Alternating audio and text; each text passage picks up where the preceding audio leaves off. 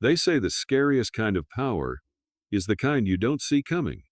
Trevor Kane didn't know that.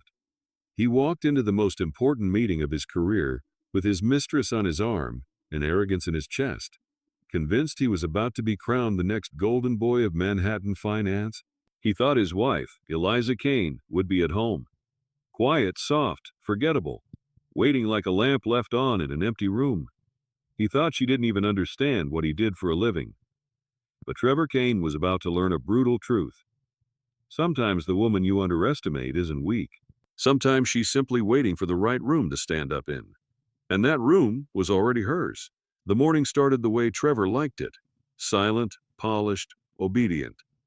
Rain feathered against the tall windows of their Upper West Side condo, turning the city into a watercolor blur. The apartment smelled like expensive coffee and something faintly floral that Trevor always complained about, as if scent itself offended him. Eliza, Trevor's voice cracked through the marble hallway. Where's my navy tie, the Brioni one? A pause, then soft footsteps. Eliza appeared from the kitchen, with the tie folded neatly over her forearm like a waiter presenting a final course. She was 35, but exhaustion sat on her shoulders like a coat she couldn't take off. She wore a plain cream sweater and leggings, comfortable clothes, invisible clothes. Her dark hair was pinned back in a quick clip, a few strands loose like she hadn't bothered to fight them. The tie you like is here, she said gently. Trevor snatched it without looking at her. You're getting slower, he muttered, facing the mirror again. He adjusted the knot with perfectionist precision, studying his own reflection the way a man studies a trophy he's convinced he earned. He was handsome in the way a magazine cover promised.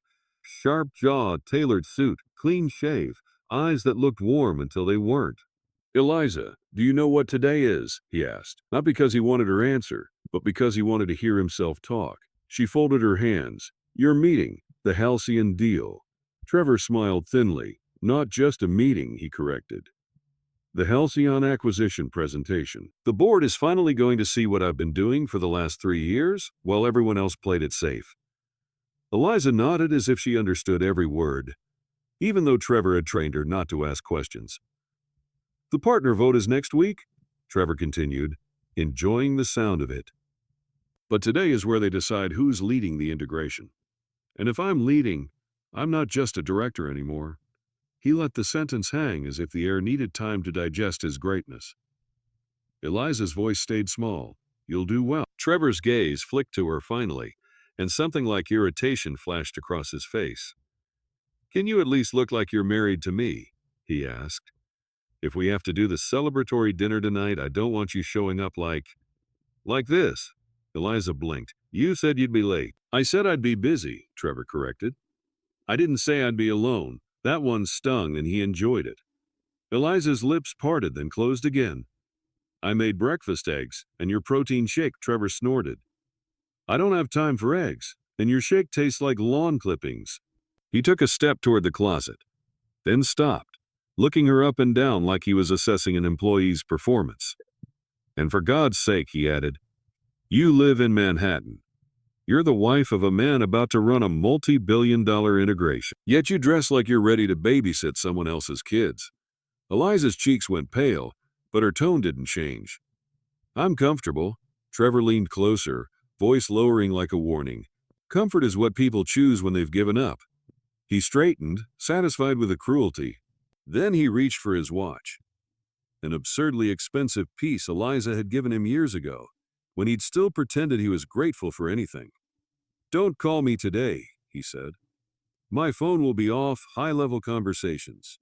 Not the kind of thing you'd understand. Eliza nodded again, because nodding was safer than speaking.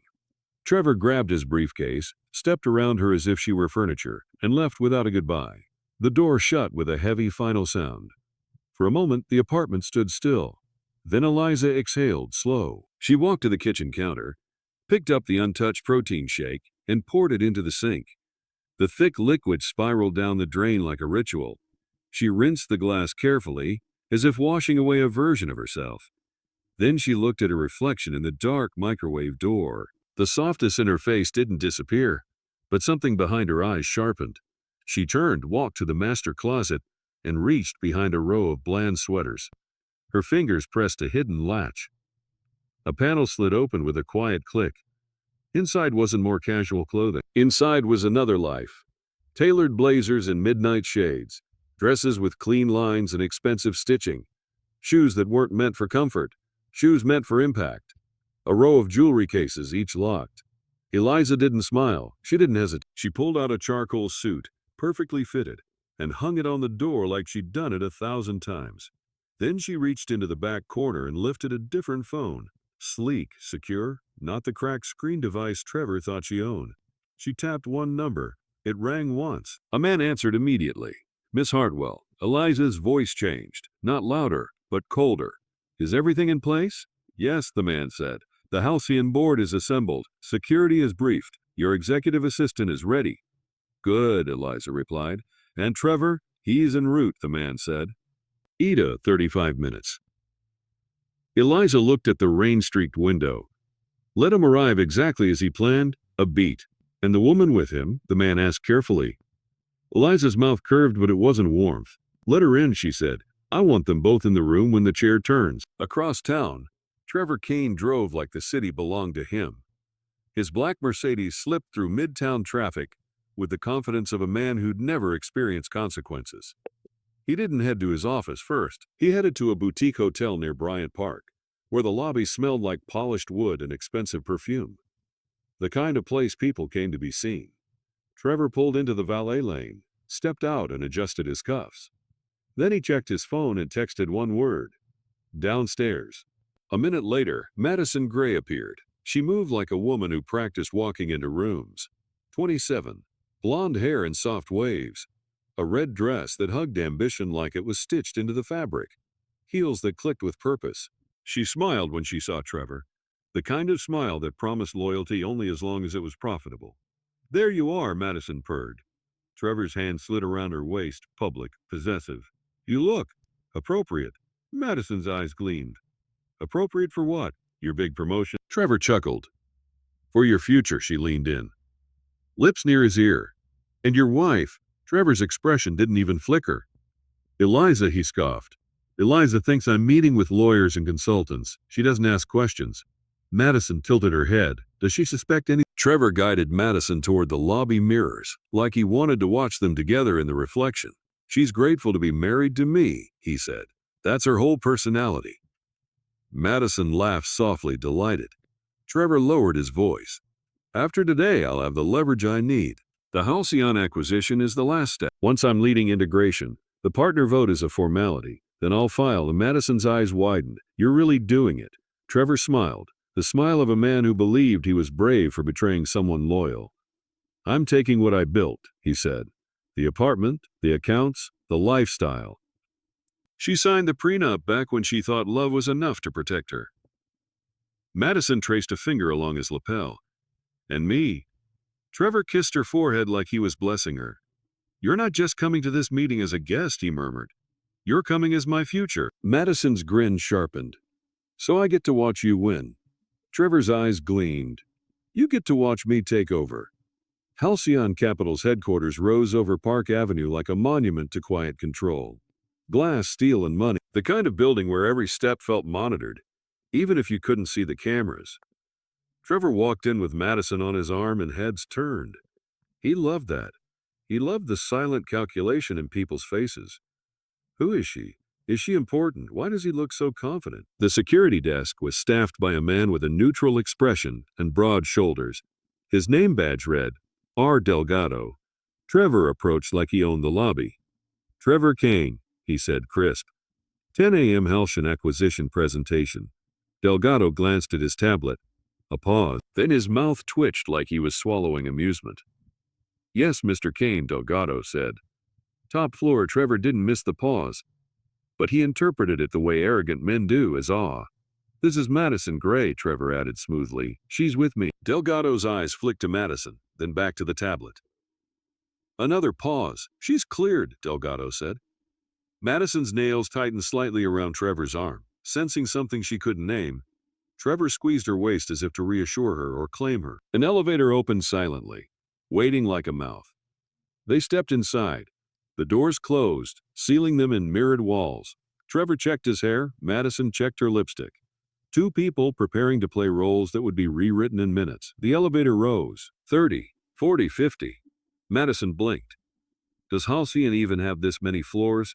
Trevor waved it off. Executive level, privacy. But as the numbers climbed, a faint unease crept into his gut. He ignored it, because men like Trevor Kane treated instincts like weakness. At the 62nd floor, the elevator opened. The air felt different up here. Quieter, thicker. The carpet was so plush it swallowed footsteps. The hallway lighting was warm, golden, less corporate, more private estate. Artwork lined the walls, not the kind you bought to match furniture. The kind you bought because you could. At the end of the hallway stood two large doors, dark wood, heavy, carved with subtle detail, and beside those doors stood a woman in a tailored black suit holding a tablet. Her hair was pulled back tight. Her expression didn't move. She looked like the person people apologized to without knowing why. "Mr. Kane," she said. Trevor smiled, practiced charm snapping into place. "Yes, we're right on time." The woman's gaze moved to Madison.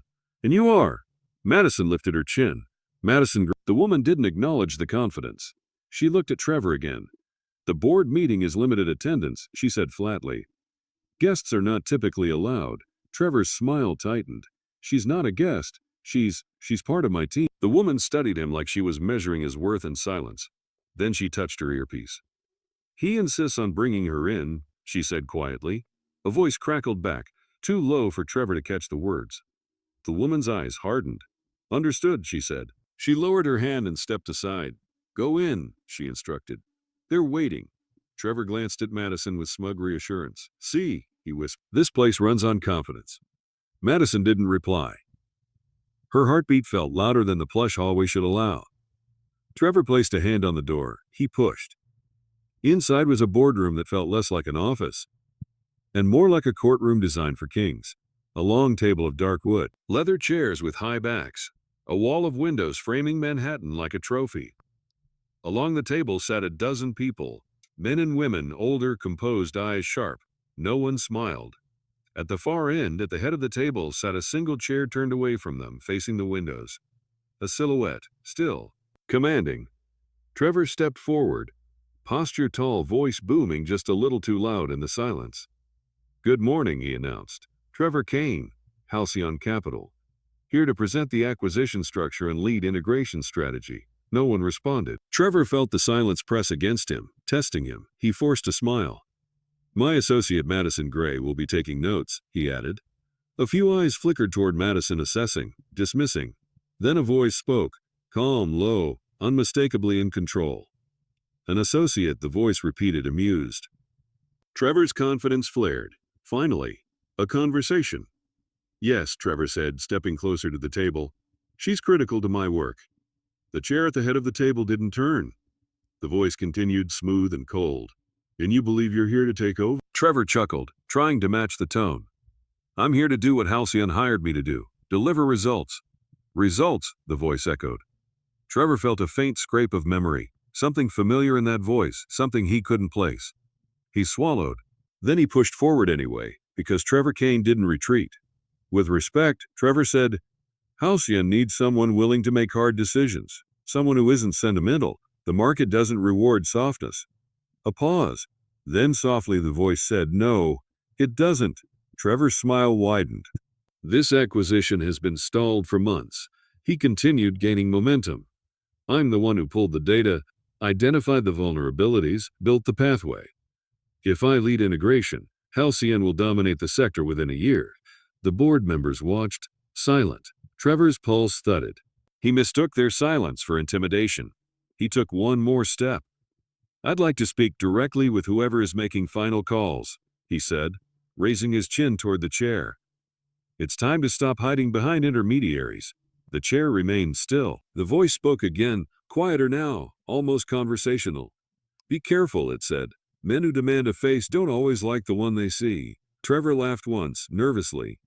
"Turn around," he said. "Too bold now to back down. Let's make a deal." The room held its breath. Madison's fingers tightened around her clutch.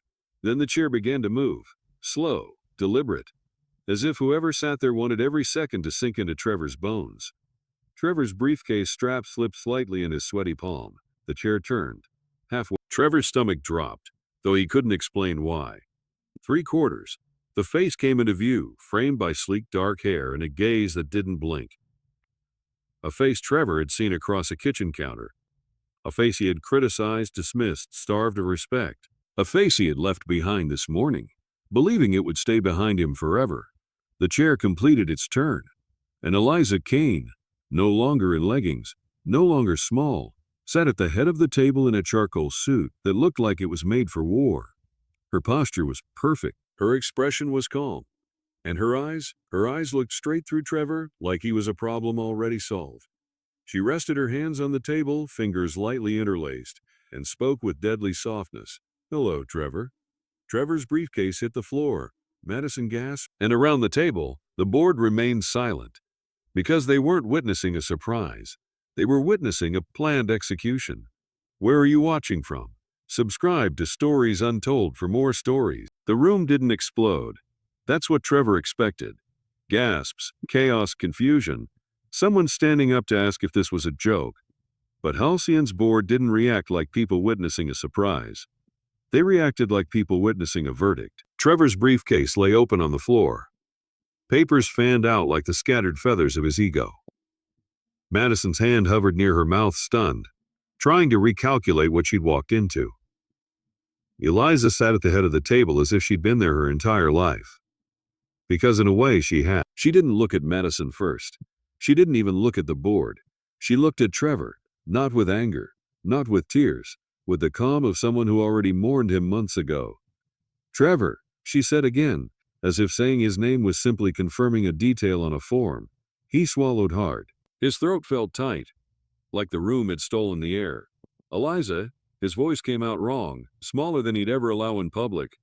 What are you doing here?" She tilted her head, a polite gesture that felt more dangerous than a slap. "What am I doing here?" she repeated.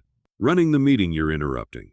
Trevor's eyes flicked around the table, hunting for help, someone to laugh, to explain, to rescue him from the absurdity. But the faces around him didn't offer rescue. They offered recognition, respect, toward her. Not him. Trevor forced his shoulders back, as if posture could rebuild reality. "Okay," he said, attempting a chuckle. "Okay, I get it. This is some kind of internal test. A scenario. Halcyon's leadership assessment." Eliza didn't blink. "Is that what you think?" she asked. He nodded too fast. "Yes." "Because you can't. Eliza, you can't be—" "Go ahead," she said softly.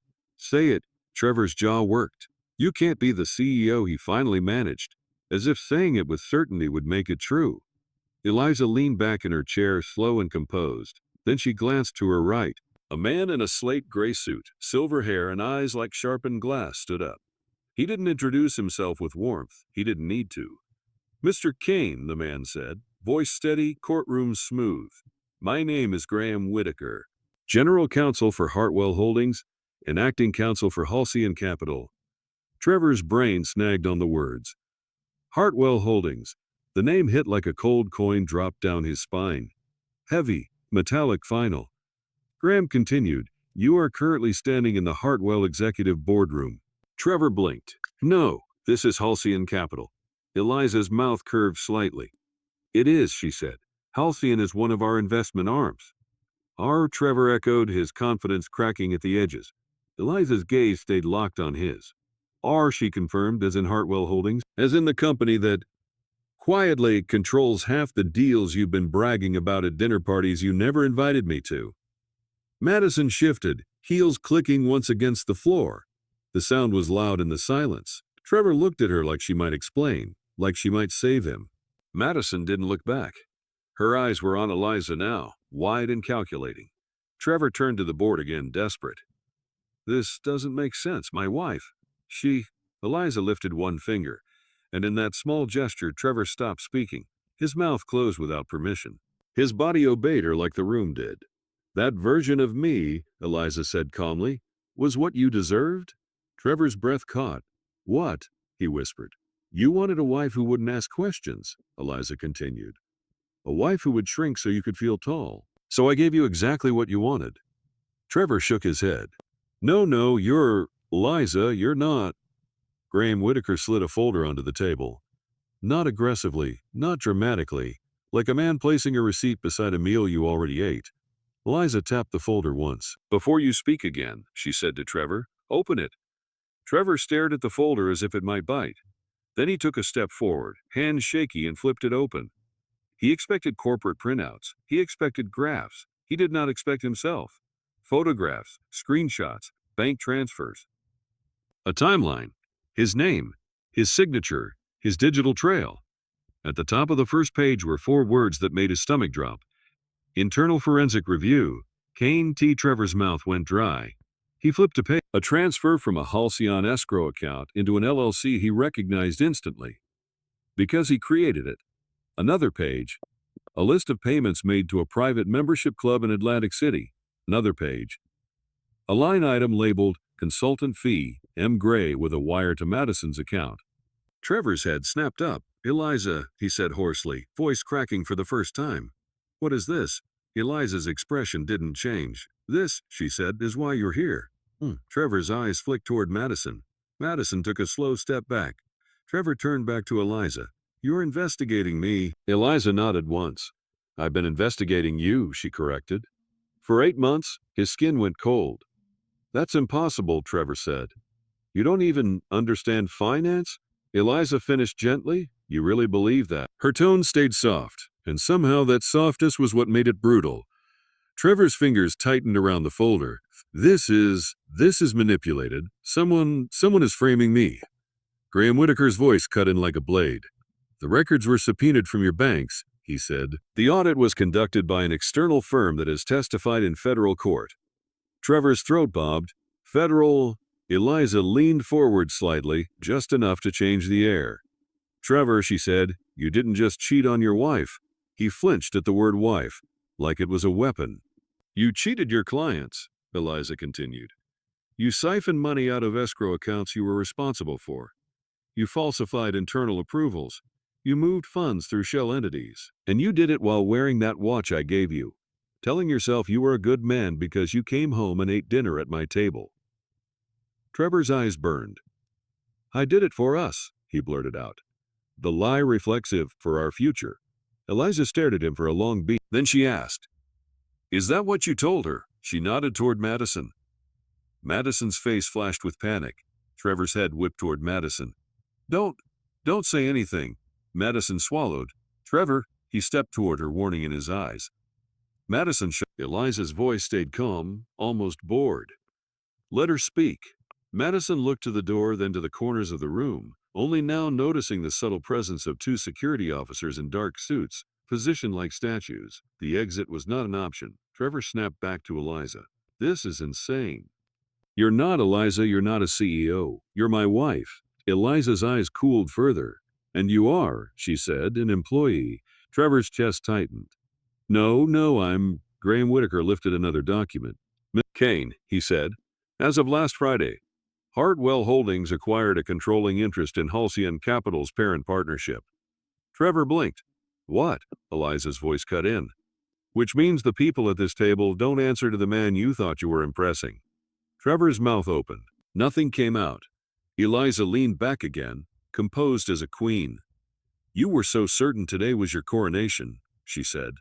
"So certain you could walk in with a mistress on your arm and demand surrender."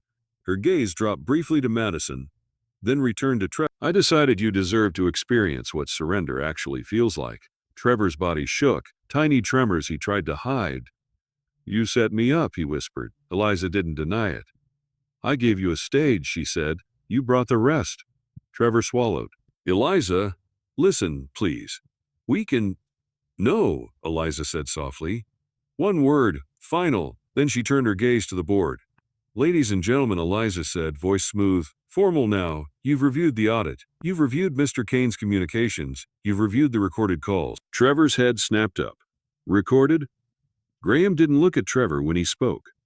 "Halcyon's compliance department retains recordings on company devices," Graham said evenly. "You used a company-issued phone to coordinate with Ms. Gray." Madison's face went white. Trevor's knees threatened to buckle. Eliza continued. "The question is not whether he should lead integration." A pause. "The question is whether he should be walked out of this building or arrested inside it."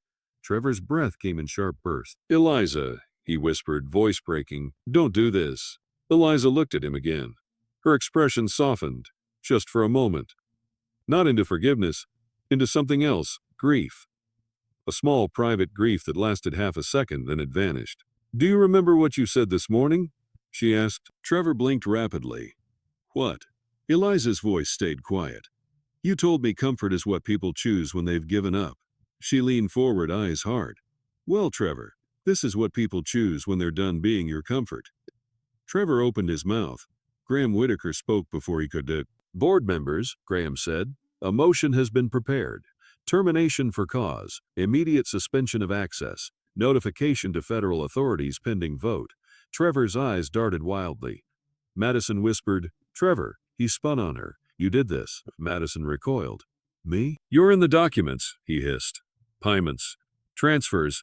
Madison's eyes flashed with fury. "You told me it was consulting." Trevor's face contorted. It was. Eliza watched them with the detached calm of someone watching a fire she already called the firefighters for. Madison's voice rose, frantic now. "You said your wife was nobody. You said she didn't know anything. You said you were untouchable." Trevor lunged forward a half step. "Stop talking." Eliza lifted her hand again. Small, effortless. Security moved instantly, stepping closer, a silent warning. Trevor froze. Eliza's voice turned to the board again. "All in favor," she said, "of terminating Trevor Kane for cause, fraud, breach of fiduciary duty, and violation of Halcyon's ethics policy. Raise your hand." Trevor's heart hammered so violently it felt like it might climb out of his chest. One hand went up. Then another. Then another. A row of raised hands like a line of gravestones. Every single one. Trevor's vision blurred. Eliza nodded once. Motion carried to Trevor whispered, "No." Eliza turned to security. "Escort Mr. Kane and Ms. Gray to the lobby." Trevor's voice cracked into a shout.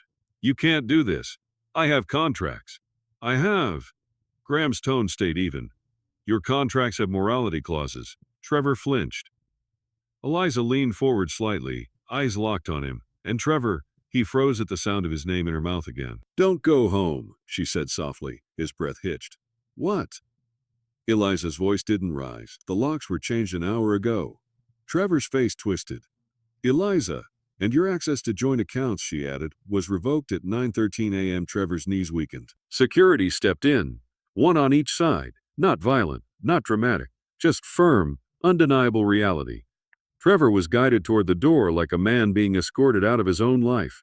Madison followed, face tight, eyes scanning for cameras, exits, anything. As they reached the doorway, Eliza spoke again. "Oh," she added, casual. Madison turned, forcing a smile that trembled. "Yes." Eliza's gaze was ice. "Next time," she said softly, "don't sleep with a man who needs to lie to feel important." Madison's smile collapsed. Security opened the doors, and the two of them were marched out into the hallway. The elevator ride down felt like falling. Trevor stood rigid, staring at his reflection in the mirrored walls, trying to convince himself this was temporary, that he could still fix it, that he could still talk his way out. Madison stood on the opposite side, typing furiously on her phone. Trevor's voice came out hoarse. "What are you doing?" Madison didn't look up. "Deleting everything?" "What?" "My posts," she snapped. "My tags, my story from this morning. Big day with my man." Trevor's jaw clenched. "You're worried about Instagram." Madison's eyes flashed, finally looking up. "I'm worried about prison, Trevor." The elevator dinned. The doors opened onto the lobby. Trevor expected quiet. He expected discretion. But the lobby was crowded. Employees pretending not to stare, security staff positioned like a wall, and near the far side, two men with cameras, lenses pointed like weapons. Trevor's stomach dropped. How do they? A phone buzzed in his pocket. He pulled it out with trembling hands. "Bank alert. Account restricted." Then another. "Credit card. Transaction declined." Another. "Access notice, credentials revoked." Then a message from an unknown number. "You're done." Trevor stared at the screen like it was a death certificate. Madison's phone buzzed too. Her eyes widened. "Trevor," she whispered, voice thin, "your name is already trending." Trevor's mouth opened. Nothing came out. Security didn't stop walking. They guided Trevor and Madison through the lobby, past staring faces, toward the revolving doors. The cameras clicked. A flash went off. Trevor turned his face away too late. Outside, Manhattan air hit like cold water. Sharp, relentless, uncaring. Rain had eased, but the pavement was wet enough to reflect the building lights like a mirror. Trevor stumbled slightly as the revolving door spit him out onto the sidewalk like trash. Madison followed, looking around with panic. Trevor's car should have been waiting. The driver should have been there. Instead, the curb lane was empty except for a black SUV with tinted windows parked across the street. Trevor looked at it confused. Then the driver's door opened. A man in a suit stepped out, walked to the trunk, and removed a small black case. Trevor recognized the case. It was his laptop case. The man didn't look at him. He walked back inside the building carrying Trevor's life like it belonged to someone else. Trevor's pulse spiked. "Hey, that's mine." A voice behind him spoke, smooth, professional. It was company property, Mr. Kane. Trevor spun. Graham Whitaker stood under a black umbrella perfectly dry, like the rain respected him. "You can't just," Trevor began. "Yes," Graham said, cutting in. "We can." He nodded once toward the street. "And you may want to step away from the curb." Trevor frowned, confused. Then a tow truck pulled in. Behind it, Trevor's Mercedes rolled into view, chained and lifted as if it were being repossessed. Trevor's face drained of color. "That's my car," he shouted. Graham's expression didn't change. "Leased through a corporate account," Trevor's voice cracked. "I paid, you paid with stolen money," Graham said calmly. Madison backed away, eyes wide. Trevor's body trembled. Eliza did this. In one morning, Graham looked at him for a long beat. "No," he said. "She did this in 8 months." Trevor's knees threatened to buckle again. Madison's phone buzzed. She glanced at it, then looked up at Trevor with something like fear. "I have to go," she said. Trevor stared. "What, I have to go?" she repeated, voice faster. "This is too much. I didn't sign up for—" Trevor stepped toward her, desperation spilling out. "Madison, don't, please. You're all I—" Madison's eyes hardened. "All you what?" she snapped. "All you have left." Trevor's throat tightened. Madison waved her phone. "My Uber is here." Trevor reached for her wrist. "We can fix this. We can—" Madison yanked her arm away. "You lied to me," she hissed. "You lied about your wife. You lied about your power. You lied about the money. You sold me a fantasy." Trevor's voice shook. "I did it for us." Madison laughed. A short, bitter sound. "You did it for you." The Uber pulled up. Madison opened the door, paused and looked at Trevor like she was seeing him clearly for the first time. "You're not a king," she said. "You're just a man who needed everyone else to believe he was." Then she got in. The door shut, the car pulled away, splashing water onto Trevor's shoes. Trevor stood alone on the sidewalk, soaked in humiliation, while the halcyon building towered behind him like a monument to the life he thought he could steal. Across the street, the black SUV's tinted window lowered slightly. Trevor saw a woman's silhouette inside. He couldn't see her face, but he felt her presence like a hand around his throat. The window rolled back up. The SUV drove away. That afternoon, Eliza stood in her private office upstairs. Warm lighting, clean lines, a view of Manhattan that looked like it belonged to her because it did. Noel Park, her executive assistant, stood near the door, tablet in hand. "Are you okay?" Noel asked carefully. Eliza didn't answer right away. She looked at the skyline. Then she said, "I'm functional." Noel nodded, understanding the translation. "I'm holding it together because I have to." Graham Whitaker entered a moment later, closing the door behind him. "The termination documents are filed," he said. "Compliance is notifying the SEC liaison. We can delay law enforcement involvement if you want a private settlement route." Eliza's eyes stayed on the window. "You mean," she said, "if I want to be merciful?" Graham didn't flinch. "Yes." Eliza finally turned. Her face was calm, but her eyes looked older than this morning. "What would mercy buy me?" she asked. Graham hesitated. "Control." Noel's tablet chimed softly. Noel glanced down, then froze. "Eliza," she said quietly. Eliza's gaze sharpened. "What?" Noel swallowed. "There's an incident report from IT." Graham stepped closer. "What kind of incident?" Noel's voice tightened. "Someone accessed the Nightingale vault." Eliza's posture changed, small, precise, immediate. "Nightingale," she repeated. Graham's eyes narrowed. "That's the restricted portfolio." Eliza took one step toward Noel. When Noel looked down at the timestamp. "Today," she said. At 9:47 a.m., Eliza's chest tightened. That's impossible, Graham said. Access requires biometric approval. Noelle shook her head. It was approved. Eliza's voice dropped to a whisper. By who? Noelle's eyes lifted, terrified to say it.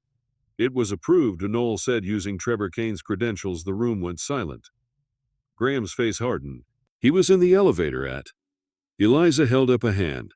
Because she already knew the truth forming like a storm. Trevor didn't have to do it himself. He just had to be careless enough to let someone else do it. Eliza's mind replayed the morning like surveillance footage. Trevor smug. Madison close. Madison on her phone. Madison smiling like she belonged. Eliza inhaled slowly. Then she asked the question that made Noel's throat tighten. What was taken? Noel's voice barely came out. The full Nightingale acquisition blueprint, she said, including the bid ceiling. And the offshore structure. Graham's jaw clenched. If that gets out, we lose the deal, Eliza finished, voice cold. And someone else buys what we've been building in silence. She turned to Graham. Find out who has it, she ordered. Graham nodded. We'll pull logs. We'll track devices. Eliza's phone buzzed on her desk. Unknown number. One message. Nightingale is for sale. Eliza stared at the screen. Noel whispered Eliza. Eliza picked up her phone, typed one response and hit send. Name your price. Then she turned to Noel. Call security, Eliza said, and get me a location on Madison Gray. Noel nodded quickly. Right away. Eliza faced the window again. Manhattan looked the same. But Eliza Hartwell, Kane, no, just Eliza Hartwell now, felt something shift inside her, because betrayal was one thing. War was another, and Nightingale had just become the kind of problem that didn't end in a courtroom. It ended in a cage. Comment below where you watching from. Subscribe to Stories Untold for more stories. Eliza didn't sleep that night. Not because she was heartbroken. Because heartbreak was messy, emotional, hard to weaponize. And Eliza Hartwell didn't have the luxury of being messy. She stood barefoot on the glass, cold floor of her penthouse office, looking down at Manhattan as if the city might blink first. The message still glowed on her phone like a threat carved into stone. Nightingale is for sale. She read it again, then again. And with every reread, one truth became clearer.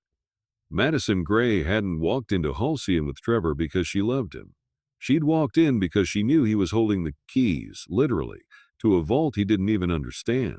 Behind her, Noel Park stood rigid with her tablet, waiting for instructions the way soldiers wait for orders. Graham Whitaker sat at the conference table, already on his third black coffee, the kind of man who didn't panic. He calculated. Location?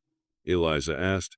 Noel's fingers moved fast. Madison's phone pinged near Tribeca 15 minutes ago. She's mobile. Eliza's gaze stayed on the skyline. She's not going home. No, Graham said quietly. She's going to sell. Eliza finally turned.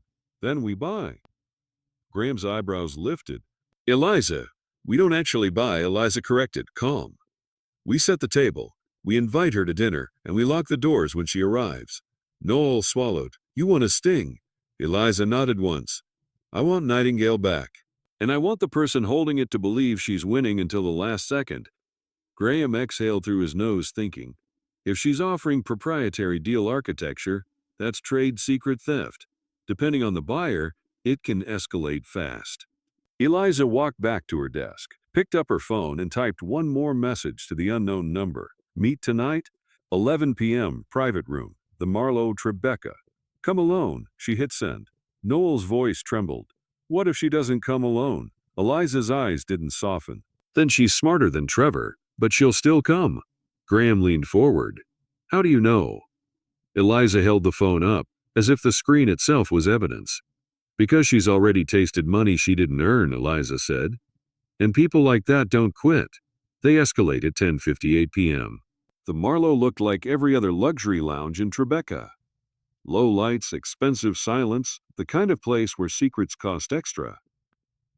Eliza arrived through the back entrance, not because she was afraid, but because she didn't believe in unnecessary theater. She wore a black coat over a fitted suit, hair down, lipstick precise. Not flashy, just final. 2 floors above the main bar, in a private room with one-way glass, Graham had arranged what he called insurance. 2 former federal agents on Halcyon retainer and a digital forensics specialist with a laptop already open. Noel waited beside Eliza, trying to look steady. You okay? Eliza asked her. Noel blinked, startled by the gentleness. Yes. Eliza nodded as if that was enough, then took her seat at the small table. On it sat two things, a single glass of water and a plain unmarked envelope, thick enough to imply cash without confirming it. Eliza wanted Madison to see it. Want it? Reach for it. At 11:07, Noel's phone buzzed. She's here. Eliza didn't move. Let her in. The door opened. Madison Gray stepped inside like she owned the room. She wore a camel-colored coat, designer-tailored, the kind of coat that said I've upgraded. Her hair was perfect. Her eyes were sharp, and in her hand she held a small black clutch. Eliza's gaze dropped to the clutch, flash drive, or phone, or both. Madison closed the door behind her, then looked at Eliza with a smile that tried to be charming but landed as arrogant. Mrs. Kane, she said. Eliza didn't correct her. Not yet. Eliza, Madison added, sliding into the chair across from her without invitation. You look different. Eliza took a slow sip of water. So do you. Madison's smile tightened. I'll skip the small talk. You messaged me first. You want Nightingale? Eliza set the glass down. I want my property returned. Madison laughed softly. Your property. Eliza's eyes stayed steady. Name your price. Madison leaned forward, elbows on the table like they were negotiating a used car. Not the future of a multi-billion-dollar acquisition. 10 million, Madison said. Tonight. Noel stiffened. Eliza didn't blink.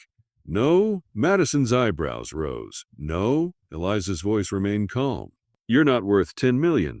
For the first time, Madison's confidence flickered. Then she smirked, recovering. You're not negotiating from strength here, Eliza.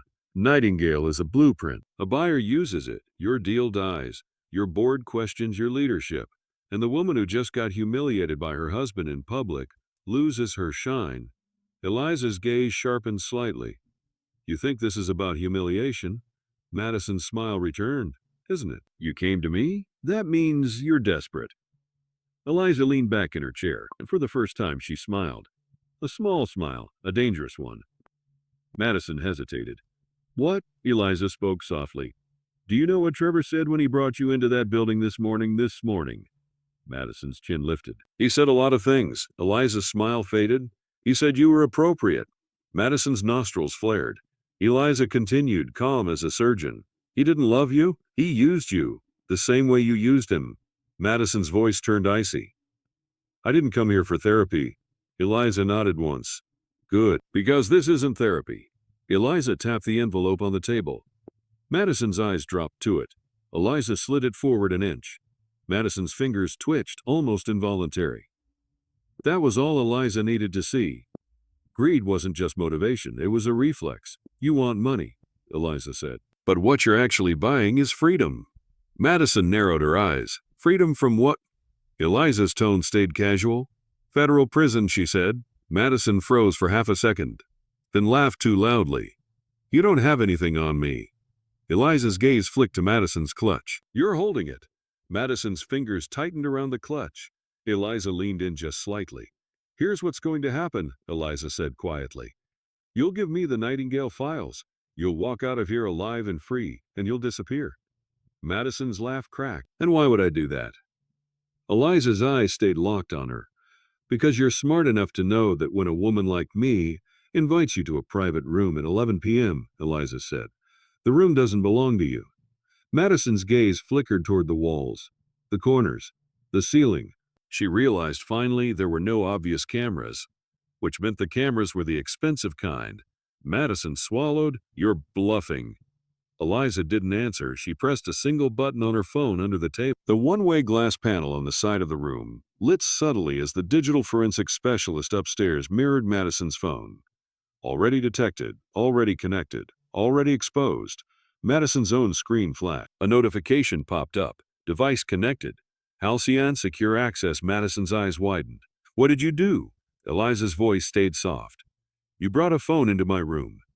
Madison stood abruptly, chair scraping. The door behind her clicked. Locked. Madison spun, panic rising. Open it. Eliza didn't move. Madison's breathing quickened. You can't lock me in here. Eliza tilted her head. You can't steal Nightingale. Madison's hand went into her clutch. Eliza's voice sharpened just slightly. Don't. Madison pulled out a flash drive, silver, small, and she held it up like it was a gun. "You want it," Madison hissed. "Pay me." Eliza's eyes didn't flicker. Then Eliza spoke one word quietly toward the wall. Now the door behind Madison opened. Two men stepped in. Not bouncers, not thugs, professional. Madison's face drained of color as she realized they weren't here to scare her. They were here to end it. Madison backed up, clutching the drive. "No," she whispered, voice cracking. "No, wait." Eliza stood up slowly. She walked toward Madison, heels silent on the carpet. Madison raised the drive higher, shaking. "If you touch me, You'll do what?" Eliza asked softly. "Sell it?" Madison's lips trembled. Eliza held her. "You're not the first woman who thought sleeping with power was the same as owning it," Eliza said. "But you are going to be the first one in this story who learns the difference in handcuffs." Madison's eyes flashed with fury. "You think you're better than me because you're rich?" Eliza didn't deny it. "I'm better than you," Eliza said, voice level. "Because I didn't steal to become who I am." Madison's breathing came fast. Trevor gave it to me." Eliza paused. "Did he?" Madison hesitated. And in that hesitation, the truth slipped out. "I took it," Madison snapped, voice breaking. "I took it because I knew he was going to crash. He was arrogant, careless. He left his laptop open. He left his credentials." Eliza's eyes narrowed. Madison's voice rose, desperate now. "He was going to throw me away. I just got there first." The two men moved. Madison tried to bolt, but the room was too small and they were too fast. They grabbed her wrist, twisted gently but firmly, and the flash drive clattered onto the carpet. Noel rushed forward, picked it up with a gloved hand. Madison screamed, kicking, "You can't do this." Eliza watched, expression unreadable. Then she stepped closer to Madison and spoke softly enough that only Madison could hear. "You were never the villain," Eliza said. "You were the symptom." Madison's eyes filled with rage and fear. "What does that mean?" Eliza's voice turned colder. "It means Trevor created you," Eliza said. "Men like him always do. They feed a woman promises, then act shocked when she eats." Madison's throat tightened. "You're blaming him." Eliza's gaze stayed hard. "I'm blaming both of you. But only one of you is still trying to pretend this was love." Madison thrashed again. "Let me go." Eliza took one step back and nodded to the men. They dragged Madison out. The door shut. Silence returned. Noel held the flash drive like it weighed 1,000 pounds. "It's here," Noel whispered. Eliza nodded. Graham's voice came through Eliza's earpiece from upstairs. "We've got full confession audio. Device logs, too." Eliza closed her eyes for a brief moment. 1 second of relief. Then she opened them again, because relief was not the end. It was simply the next breath before the next fight. The next morning, Trevor Kane woke up in a rented room that smelled like bleach and stale air. The kind of room where the curtains didn't fully close, where the city light leaked in like judgment. His phone buzzed, over and over. He stared at the screen with dry eyes, not even curious anymore, because he already knew what news felt like now. He opened one message, a link. He tapped. A headline filled the screen. "Socialite arrested in Tribeca trade secret sting." Nightingale files recovered beneath it. A photo. Madison handcuffed, mascara smudged, screaming at cameras. Trevor's chest tightened. He scrolled. And then he saw the second headline, the one that actually killed him. Halcyon files fraud charges against executive Trevor Kane. Terminated for cause his name, his face, his fall. Trevor dropped the phone. It hit the cheap carpet without sound. He stood there barefoot, shaking, as if his body couldn't decide whether to fight or collapse. Then a knock came at the door. Trevor froze. Another knock, firm, official. He didn't move. A voice spoke from the other side. "Trevor Kane?" Trevor's throat tightened. "Who is it?" "Open the door," the voice said. "Federal agents." Trevor's knees weakened. He backed up, eyes darting around the small room like a trapped animal searching for a hole that didn't exist. The knock came again, louder. Trevor whispered, "No, no." He opened the door. 2 agents stood there, badges visible. "Trevor Kane," one asked. Trevor nodded faintly. "You're under investigation for wire fraud and misappropriation of escrow funds," the agent said. "You need to come with us." Trevor's mind screamed for Eliza's name. Not because he loved her, because she was the only person he believed could stop the world from crushing him. As they escorted him down the hallway, Trevor saw a woman standing at the far end near the exit. Black coat, Dark hair, stillness like a blade. Eliza. Trevor's chest broke open with something he wanted to call hope. Eliza, he choked out. Eliza, please. Eliza stepped forward slowly. The agents paused, recognizing her with the kind of respect that made Trevor feel smaller. Eliza looked at Trevor as if he were a memory she'd already archived. Did you know, Trevor whispered desperately. Did you know Madison stole Nightingale? Did you set her up too? Eliza's eyes didn't soften. Yes, she said calmly. Trevor's face crumpled. Why? Eliza inhaled slowly, then spoke with the quiet finality of a closing door. Because you needed to learn something, she said. You wanted a woman you could control, so you picked one you thought was powerless. Trevor's eyes filled, voice cracking. I loved you. Eliza's gaze held him. Then she said the line that ended him. You loved what my silence did for your ego. Trevor whispered. Eliza. She stepped closer just enough to make him feel her presence like a cold hand. I could make this easier, Eliza said softly. I could negotiate. I could soften the fall. Trevor's breath hitched, hope surging. Eliza continued. But then you'd still believe you're the kind of man who always lands on his feet. Her eyes hardened. And you're not. Trevor shook his head, tears spilling. Please. Eliza leaned in slightly, voice dropping to a whisper. You told me comfort is what people choose when they've given up, she said. So here's your lesson. She straightened. I'm done being your comfort. Trevor's mouth opened. No words came. The agents took his arms again. Trevor stumbled forward, dragged by consequence. And as he was pulled outside, he twisted his head back one last time. Eliza didn't wave. Eliza didn't cry. She simply watched, calm and still, like the city itself. 3 months later, Halsand's Nightingale deal closed quietly. Not with fireworks, with signatures, with controlled leaks. With the kind of power that didn't need applause. Eliza stood in a conference room surrounded by people who finally looked at her the way she deserved to be looked at. Noel placed a folder in front of her. Final confirmation, Eliza signed. Graham Whitaker nodded. Done. Noel exhaled, the first relaxed breath in weeks. You won. Eliza paused. Then she said no. Noel frowned. What do you mean? Eliza looked out the window. I didn't win, she said softly. I stopped losing. Noel swallowed, then smiled faintly, understanding.